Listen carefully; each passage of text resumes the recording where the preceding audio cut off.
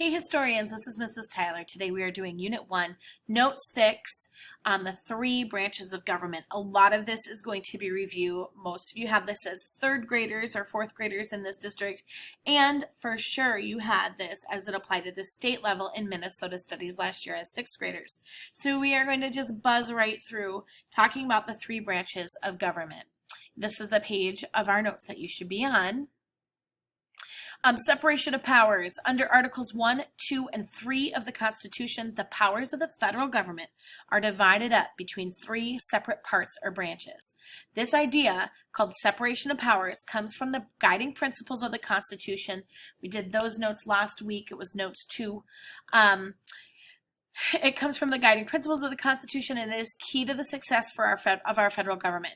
This principle keeps each governing body from having too much power. It was one way to prevent establishing a government that could overpower individual and state rights. So in 6th grade, you saw this same big, muscly king dude.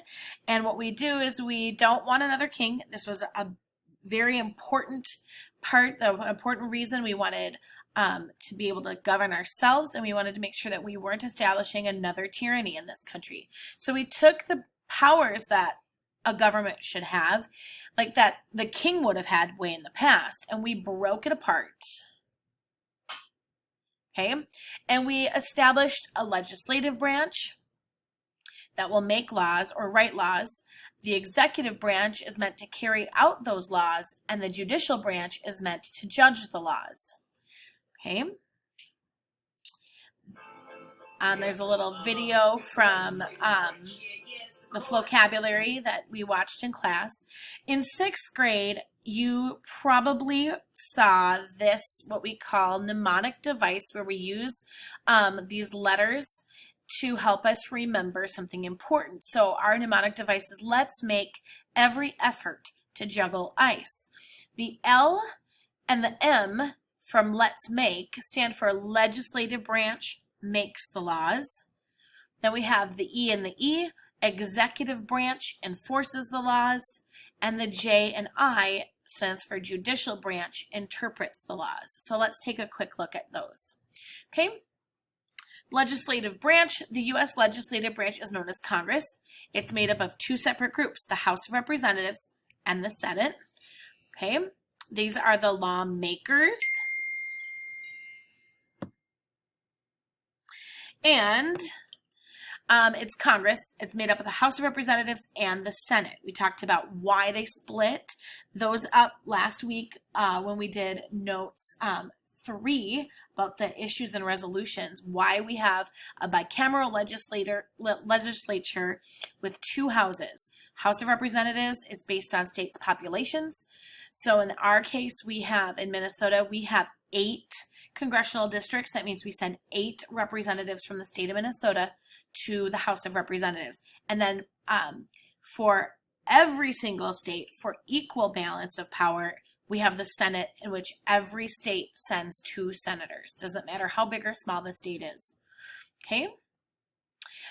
These are the lawmakers for the United States. They can also suggest amendments to our Constitution. They meet at the U.S. Capitol building in Washington, D.C. So one of the powers that the legislative branch has over the executive branch or president, there are 2 of them that we need to know specifically.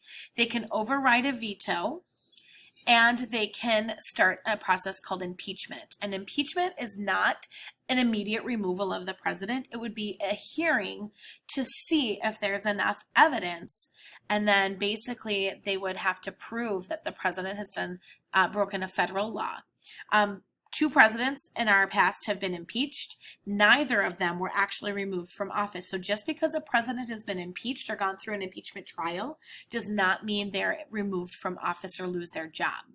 So a power over the judicial branch that the legislative branch has is they confirm judicial appointments. The president can nominate a judge, and the Senate has basically a multi-day job interview and asks very intense and in-depth questions of the person nominated, and he or she has to, get enough votes from the Senate on to be appointed and confirmed as another judge on the Supreme Court.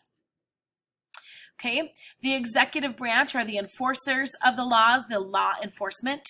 Who makes up this branch? This is mainly the president, but the president also chooses some cabinet members and a vice president to help fill this role, because this is just one person and that's a lot of stuff to oversee. So, power over the judicial branch. The president, when there is an opening on the Supreme Court, the president gets to nominate a justice for the Supreme Court. Remember, though, it has to go through the legislative branch. The Senate has to hold that intense, basically multi-day interview process and then take a vote and judge to either confirm or reject the nominated judge. If they reject it, then the president has to pick another justice to nominate, and they start all over. Okay, the power over the legislative branch is that the executive branch has veto power. Veto means even if the legislative branch, both the House and the Senate, work through a bill that's proposed, and they get in both the House and the Senate 50%, more than 50% approval for a bill, it would normally go to the president's desk to be signed into a law. But the president may not like the proposed bill, and if he doesn't, then they can reject it. So they can refuse to sign it. It can go back to the legislative branch, and both of those houses of Congress would then have to override that veto by voting for it, and both would have to have 2/3 of the House and 2/3 of the Senate to vote in favor of it in order to override the veto. So that's those checks and balances. So the president can appoint cabinet members. They sign bills into law. They can veto or refuse to sign bills that he does not want to become law. He can pardon criminals if he feels like they were wrongly accused or wrongly convicted. The president's second in command is the vice president. He is also, the vice president is the tie-breaking vote if there is a vote in the Senate and it is 50-50 or 50-50. So we have 50 states. Each state sends 2 senators. So that's an even number. We have 100 senators in the Senate. And if it's 50 and 50 and they don't know what to do, then the vice president becomes the tie-breaking vote. Okay. That was another little video. The judicial branch, these are the interpreters of the laws. The Supreme Court is the highest court of the land. It's made up of 9 judges called justices. The justices are appointed by the president and confirmed by the Senate. Justices serve for life, so a president can't just come in and start saying, you know what, I don't like the ones that are on there. I'm going to fire them. I'm going to appoint new ones that I like, that'll do things the way I want them. That's not how it works. The president can only appoint someone or nominate someone if there is an opening. And sometimes, like currently we have a justice who is really getting pretty old, and she's just hanging on and going to work every day. So they hang on until they die or until they choose to retire. So their power over the legislative branch, they are meant to look at laws when they are brought to their attention, and they have to compare the laws that Congress has made and apply it to the Constitution. And if it doesn't jive, if they don't align, then they rule that law unconstitutional, and the legislative branch can no longer have that law in place. They might try to revise the law to make it constitutional, but then it has to go through the whole lawmaking process all over again, and it's pretty much guaranteed that someone will file a court case against it and challenge it again later. So they got to be really, really careful and be very purposeful to make sure their law fits within the Constitution. Power over the executive branch, they're appointed for life.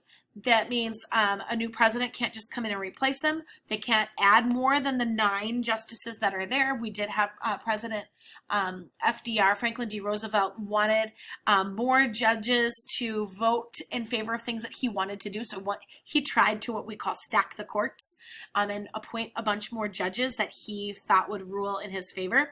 And that was quickly put the kibosh on. Nobody was okay with that. They said, you can't do that. That's kind of cheating. That's stacking the cards in your favor. You can't just keep adding judges so that you get the ruling that you like. So that is one way that the judicial branch has power over the executive or the president. Okay. Tomorrow we will be working on this page of our notes. You will need to use the information on pages 157 to 162 in the History Alive textbook. And there's a chart on page 158 that lists 4 powers for each branch. So this is where you'll get the information to fill this out. Okay, make sure that you're looking here. It tells you the page numbers, or if you go onto our online textbook, you can look up History Alive Chapter 9 and then scroll down the options on the toolbar to section 3. This one would be section 4, and this one would be section 5. That's how you'll be able to fill that in. All right, thank you so much for paying attention, and we will see you later. Bye.